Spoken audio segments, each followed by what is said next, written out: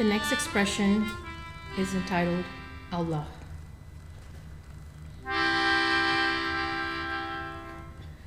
Allah, Allah, Allah, Allah,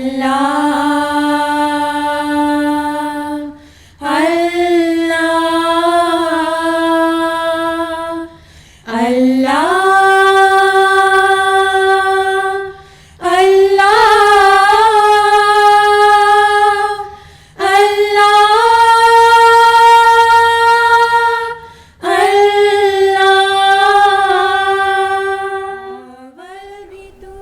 People should visit this gallery because it's a unique way to listen to all of the prayers and experience different cultures that they probably never knew existed.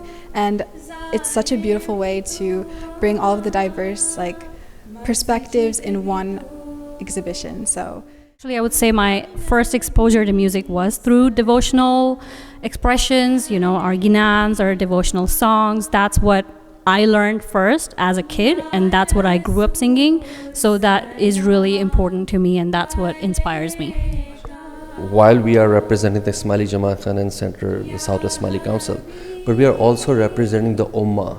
So the content that we chose, it was very carefully chosen, which would reflect the Ummah as a whole.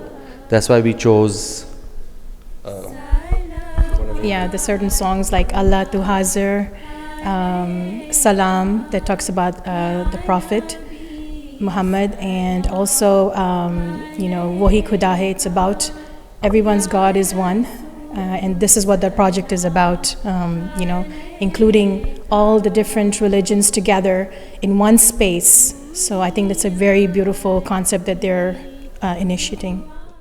Na tera khuda koi aur hai, na mera khuda koi aur hai, which means that your God is nobody else. My God, we all come together as one in the end. We have different ways to get there, but in the end, it's just one. Same destination, exactly.